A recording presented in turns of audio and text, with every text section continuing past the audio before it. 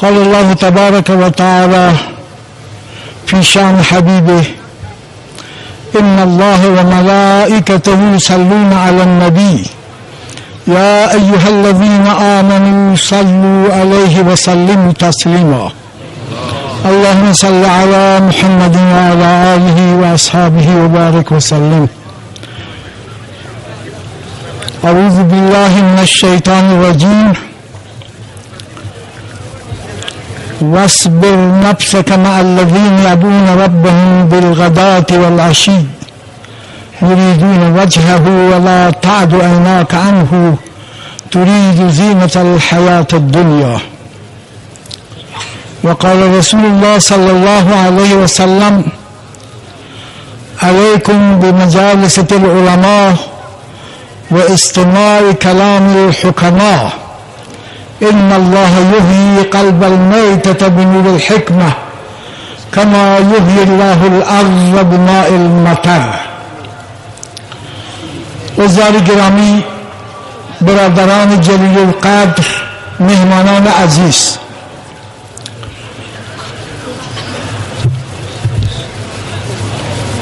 بسیار شنیدید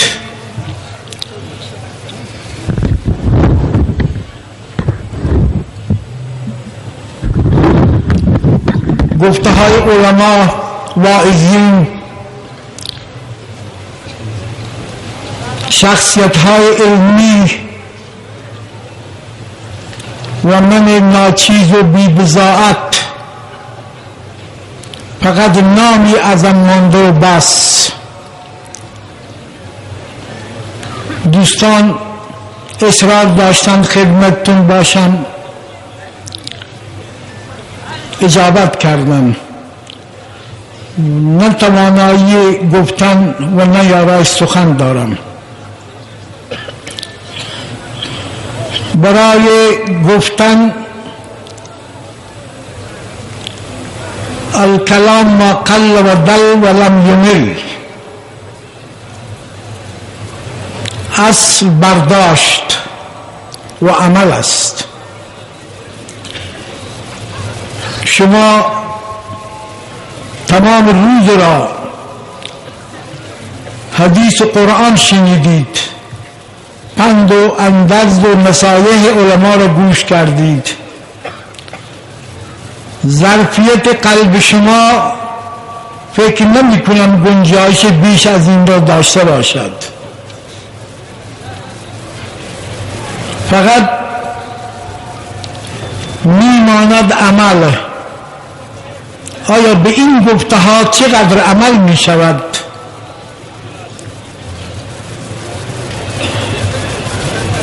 مسلمانان شکایت دارند که دنیا به طرف ویرانی می رود، به طرف خرابی می رود، اما قرآن این هشدار رو 1400 خردی سال قبل سوره نازل کرد و فرمود والعصر ان الانسان لفی خسر. یا و ظهر الفساد فی البر والبحر بما کسبت ایدی الناس. بحر و بر را فساد فرا گرفت. علتش اعمال ماست، آنچه از ماست بر ماست.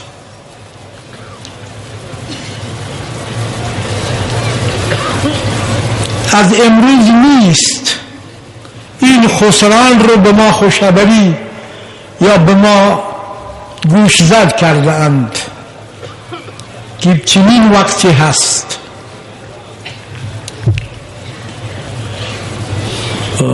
حدیثی از امیر المؤمنین علی علیه السلام و ابو هریره روایت شده وقتی که مال غنیمت ملک شخصی قرار داده شود و زکات تاوان به حساب آید، ضرر که اگر زکات بدیم از سرمایه کم میشه.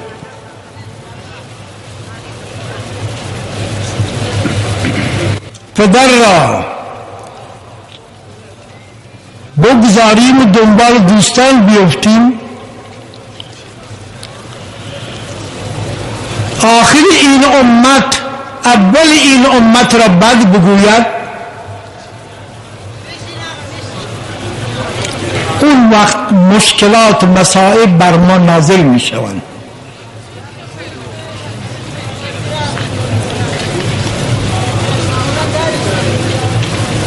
یا جهلا قاضی بشوند، مال در دست بخیلان قرار بگیرد، اون وقت شما منتظر این همه مصائب باشید.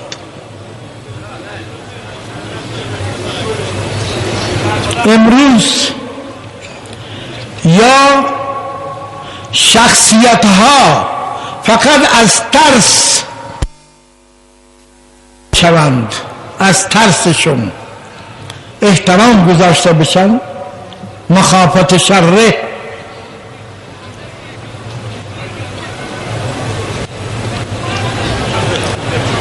و همچنین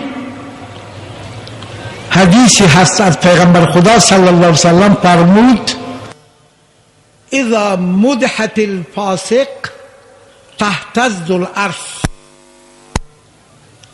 هر وقت فاسقان فاجران مدح بشوند شما انتظار بکشید که عرش خدا به حرکت در میاد. و قرآن فرموده یحبون ان یحمدوا بما لم یفعلوا، تعریف بشوند به آنچه که نکرده اند. بخیل را بگید صحیح، علامه، مفتی اعظم، مفسر قرآن، ولی از هیچ کدام خبری نیست. این خوشحاله من بگم مولوی نظر محمد صاحب، من ورم میکنم که هیچی هم ندارم. فاسق و فاجرا مدح بشوند از ترسشون. الان تو همین جلسات نورانی بدعاتی دیده میشه، علما نشستن خاموش از کنارشون رد میشن.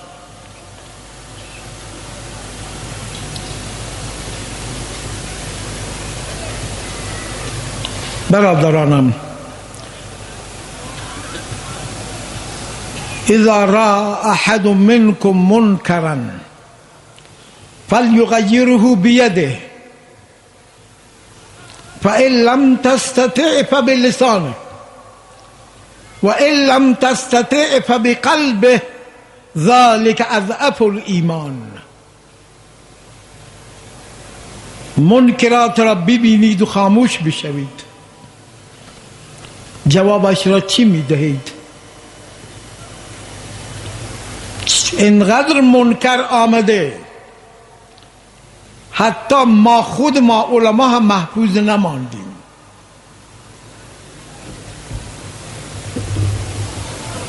اگر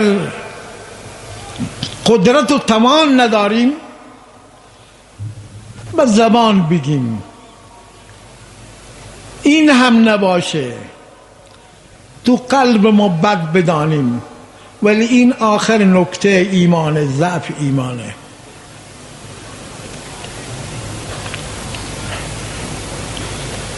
ما بجای این که تو مرا حاجی بگو من تو را حاجی بگم، اشتباهات را بگیریم، منکرات را رد کنیم. این همه اشعار در مدح رسول الله میخونیم، ولی غلامی رسول الله رو نمیدونیم. آیا من میگم و جائزة دعوى المحبت بالهوى و جائزة دعوى المحبت بالهوى ولكن لا يخفى کلام المنافقی. نفاق نکنیم، منافق نباشیم. عقیده من سنیم، عقیده من اینه که به عایشه دشنام دادن کفره.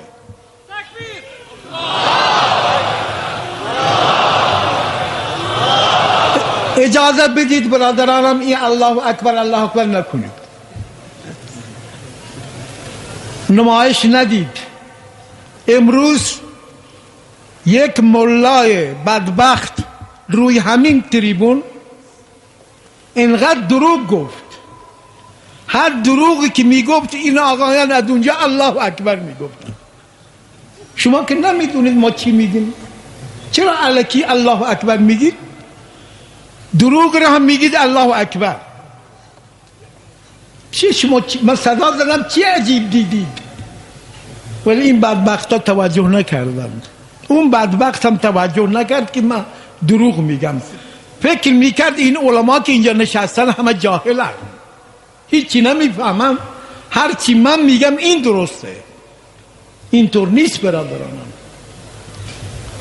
من سنیم، من به اصحاب رسول الله دشنام دادن را کفر میدانم، هر که عقیدهش هرچی باشه.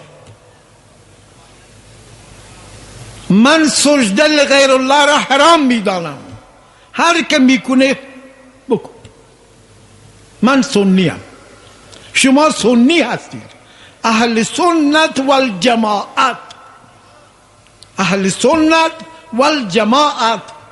بیایید عقیده اهل سنت و جماعت را بگید. شما چی کار به دیگران دارید؟ شما مذهبی دارید، دیگران مذهب دارند. اهل سنت باشید. قبر پرستی نزد ما حرامه، حرامه. کسی را غیبدان غیر از خدا دانستن نزد ما کفره. این عقیده ما، عقیده ما اینه. به دروغ برای راضی کردن دیگران بگیم که نه، دروغه، نفاقه، منافقت درست نیست. عبدالله بن ابی منافق، پیغمبر صلی الله علیه وسلم از یک جنگ برگشته، بر سر چاهی بر سر آبی در میان انصار و مهاجرین اختلاف میفته. این بدبخت ازلی میگه ولئن رجعنا الى المدینه لیخرجن منها الاعز منها الاذل.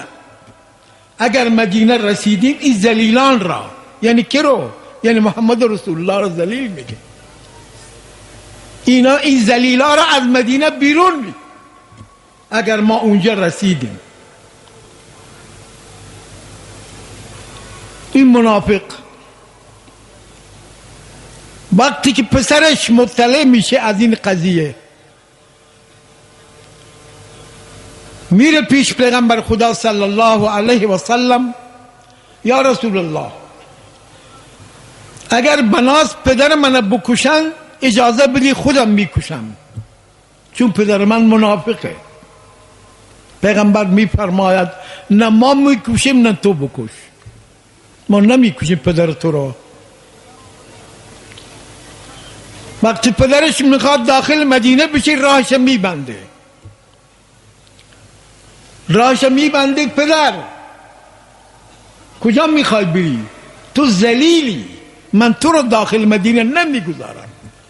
مدینه جای عزیزانه، یعنی محمد رسول الله و انصاره، نه تو. هر چی کوشش میکنه اجازه نمیده. آخر به پیغمبر میرسانند، پیغمبر خدا صلی الله علیه وسلم میگه عبدالله ولش کن، میگذاره بیاد داخل مدینه.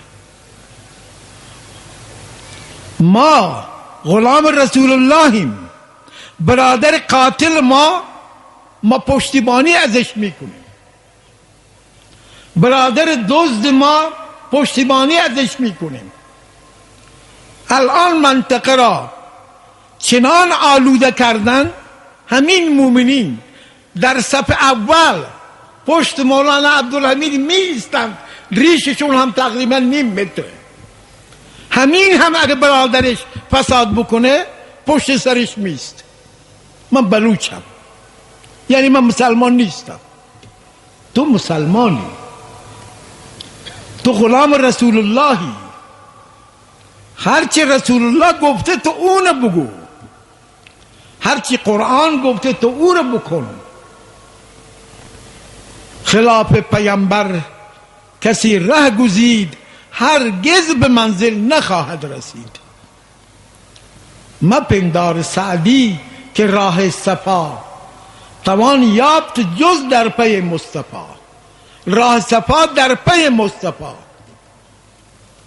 ببینید زندگی مصطفی رو، مولانا قاسمی ماشاءالله خیلی قشنگ شما رو دعوت دادن که زندگی رسول الله را بخونید و با زندگی رسول الله سربلند بشوید، با علما بنشینید، از وجود علما استفاده بکنید.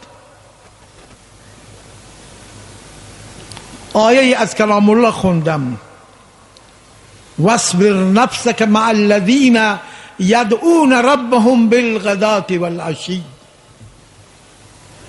پیغمبر صلی الله علیه و سلم داخل مسجد میشه، یک عده نشستند اونجا مشغول یاد خدایند. اینا رو که میبینه میپرسه شما چی کار میکنید؟ میگن ما یاد خدا رو میکنیم. میگه خدا به من گفته که من با شما بنشینم. به پیغمبر میگه ای رسول الله برو با اونا بنشین که خدا را ندا میدن، خدا را صدا میکنن. پس این امته. اگر شما میخواهید برادرانم، خواهرانم سرافراز و پیروز باشید، مجالس علما را انتخاب کنید. امروز شما اولیای شما، بزرگ شما، همه کار شما این علما هستند. به جای توهین، به جای این که بشینی پشت سر علما بد بگید، برید در محافل و مجالس علما دین یاد بگیرید. این همه خرج میکنن به خاطر کیه؟ این به خاطر شماه که سالی یک دفعه شما را گوشزد بکنن شما کی هستید. بیدار بشوید، در خواب غفلت فرو نروید، مرد بشوید، کمر خودتون را به خدمت اسلام ببندید.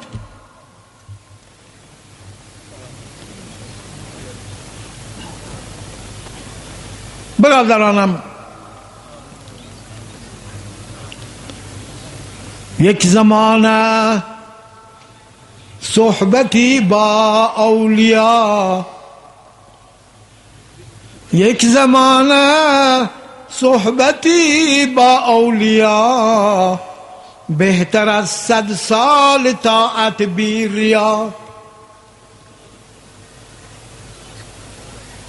اولیا را هست طاقت از اله، تیر جست باز گرداند ز راه.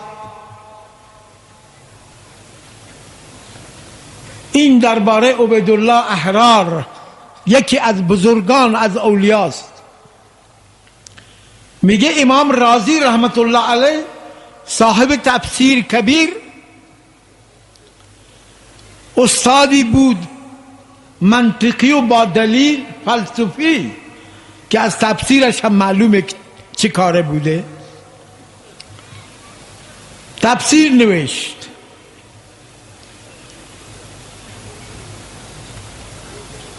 میگه یک روز اراده کرد که من این بزرگ ببینم، این ولی خدا را ببینم.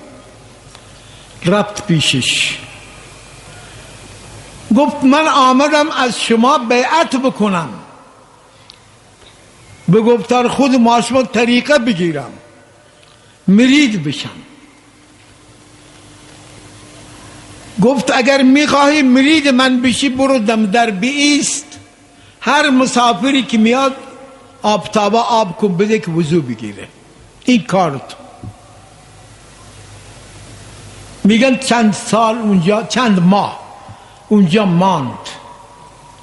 هر کس می آمد امام رازی آفتابا درد داشت. یک روز یک مسئله پیش شیخ میاد، مسئله علمی پیش مرشد میاد، نگاش میکنه میگه این مسئله از قدرت من بیرونه، این باید پیش امام رازی ببری. نمیدونه که امام رازی رو فرستاده که آفتاب آب کنه.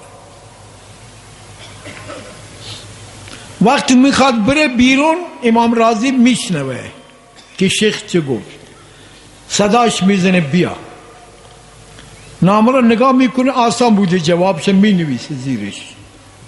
این بر میگرده که این دربان تو، این خدمتگزار تو کاغذ من خراب کرد. نگاه میکنی جوابش خوبه، میگی بهش بگی بیاد. وقتی میاد میگه تو امام رازی؟ میگه ها من امام رازی ام. میگه چرا نگفتی؟ من مریدم، مرید که اختیاری نداره، تو من گفتی این کار کن، من کار کردم. ها طریقش میده، توجهش میکنه. میگه امام رازی مدهوش بیهوش میشه، میفته. بعد از این که بیهوش میاد میگه که پیر من طریقه نمیخوام، من هیچی تو قلبم نیست، علم من همه رفت، من قرآن با این علم فهمیدم. گفت نمیخواد باشد. توجهش میکنه، به حالت اول بر میگرده، امام رازی میره. میگه وقت مردن امام رازی شیطان میاد بالا سرش، راجع به ذات خدا ازش سوال میکنه. هر جوابی که امام رازی میده شیطان نقصش میکنه. آخرا امام رازی لا جواب میمانه، نزدیک که تسلیم بشه و بمیره. میگه اون مرشد بزرگوار اونجا نشسته وضو میگیره، یک دفعه توجهش میره به طرف امام رازی. مرید آب میریزه، چندین آفتابه میریزه و آبا میرن، این همینطور دست میشه و توجهش اونجاه. آخر آفتابه رو میگیره میافشانه به طرف امام رازی، بگو من خدا رو بی دلیل قبول کردم. اینه که مولانا مثنوی رحمت الله علیه گفته که یک شبانه صحبتی با اولیا بهتر از 100 سال طاعت بیر ریا. اولیا را هست قدرت از اله، تیر جست باز گرداند ز راه.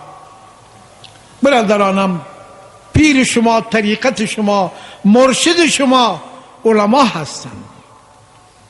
محفل و مجلس علما را محکم بگیرید. امروز جای رسول الله این علما هستند. محمد رسول الله دیگه زنده نیست که بیاد شما را از بد و نیک اطلاع بده. اون کارش کرده و رفته. کتاب الله و سنت رسول الله را در میان شما گذاشته و سنت رسول الله و کتاب الله حامل و عاملش علما هستند. از وجود علما استفاده بکنید تا جاهل نمیرید. عقیده خودتون را از علما بپرسید. اگر یک عالم عقیده شما را نمیتونه بگه، از عالم بزرگتری بپرسید.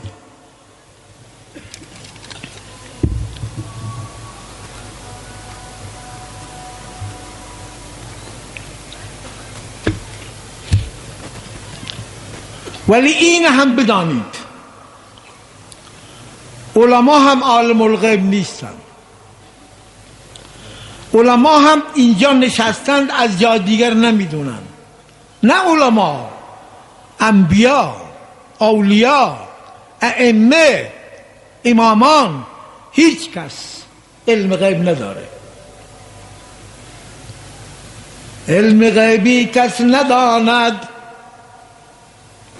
کس نمیداند بجز پروردگار. هر که گوید من بدانم تو از او باور مدار. مصطفی هرگز نگفته تا نگفته جبرائیل، جبرائیلش هم نگفته تا نگفته کردگار.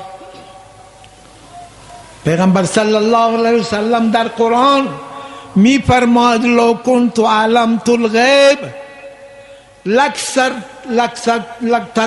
من الخیر و ما مسنی السوء. پیغمبر میگه اگر غیب میدانستم تمام خوبی و خیر را برای خودم جمع میکردم. میدانستم در جنگ احد دندانم میشکنه، پهلوم میشکنه، نمیرفتم. تهمت عایشه صدیقه را قبول نمی کردم. علم غیب نمیدانه پیغمبر.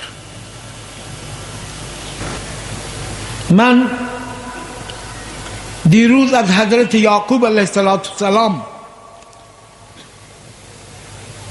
درباره یوسف علیه السلام در گشت بحثی داشتم. حضرت یوسف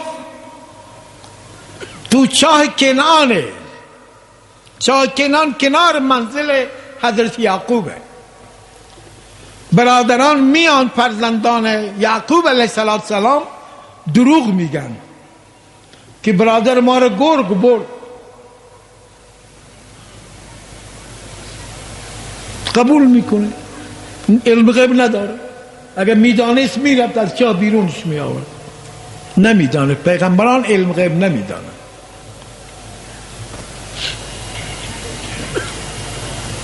حضرت یوسف فروخته میشه، به مصر میرسه، غلامی میکنه، زندان میره، بعد از زندان وزیر کشاورزی مصر میشه، بعدش اعتماد میکنن و پادشاه میشه. برادرانش میان توشه ندارن، گندم میخوان، میده بهشون، کمک میکنه. وقتی که اینا نمیدانن بهشون میگه که یادتون هست با یوسف چی کار کردید؟ اون وقت برادرم میگه انت یوسف؟ تو یوسف؟ میگه بله انا یوسف و هذا اخی، این برادر منه بنیامین. خدا بر ما منت نهاد، منو به اینجا رساند. میگه ما خدا تو را بر ما ترجیح داد، تو را از ما بالاتر گذاشت، ما از تو عذر میخواهیم. میگه لا تسریب علیکم الیوم، بر شما گناهی نیست، شما هر چی کردید. بلوچ نبود که سیلی را با تفنگ جواب بده، بلوچ نبود چوب را با تفنگ جواب بده. یک نفر کشتن 10 نفر میکشه. ای نامرد. والله اینجا یکی چشمش نشان میده، میگه که اگر همریش من بود سری 80 میکشتم، ولی اینجا مرده. اینجا که بهش چشم نشان دادن اینجا مرده، هیچی نمیتونه بکنه. ولی اگر بگه بلوچی کشته بود من سری 18 میگرفتم. اینه. میگه قمیص منو ببرید روی یعقوب بیاندازید. خدا گفته بینا میشه. بردن ولی از همینجا که حرکت کرد گفت لأجد ریح یوسف، امروز ریح یوسف به مشامم میرسه. اگر من دیوانه نپندارید، اگر نگید که دیوانه شده، یوسفی که چند سال گمه امروز میگه من بو یوسف به دماغم میرسه. سعدی رحمت الله علیه همین آیه رو تفسیر کرد. میگه یکی پرسید از آن گم کرده فرزند که ای روشن گوهر پیر خردمند،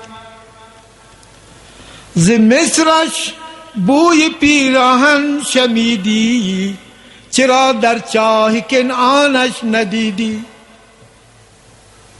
بگفت احوال ما برق جهان است، دمی پیدا و دیگر دم نهان است.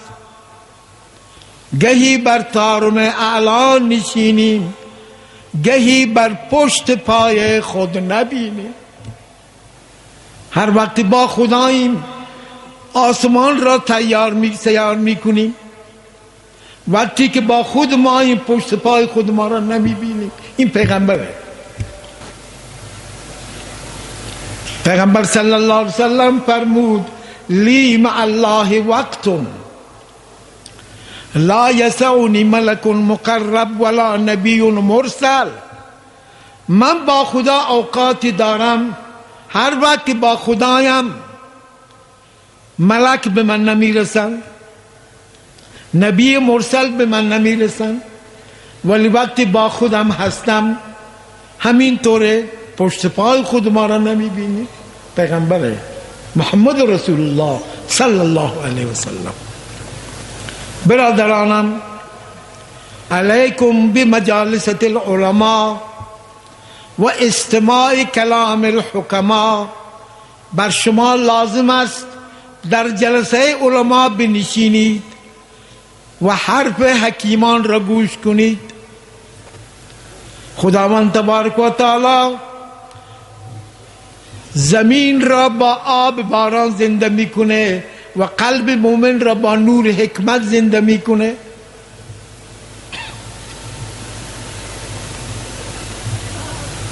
برید از علما فیض ببرید. این مدارس و این مجالس خداوند تبارک و تعالی بر شما مبارک کرده که این مدارس را کمک میکنید. این دین شماست. دین شما در همینه. اگر این مدارس نباشن ملت شما از این جاهلتر میشه. الان کشتاری شروع شده، میکشند یک دیگر رو. علما کمر ببندید، اینا رو نگذارید، با اینا مردانه صحبت بکنید، فریاد نکنید پیش اینا، با اینا مردانه صحبت بکنید، آگاهانه صحبت بکنید. به اینا بگید که شما جهنم میرید. ای قاتل، تو جهنمی. من قتل مؤمنا متعمدا فجزاؤه جهنم. هر کس مؤمنی را عمدن بکشه جهنم میره. جهنم را قبول دارند اینا؟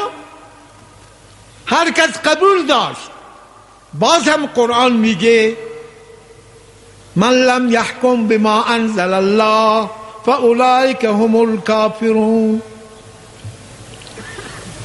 ومن لم يحكم بما انزل الله فاولئك هم الفاسقون ومن لم يحكم بما انزل الله فاولئك هم الظالمون.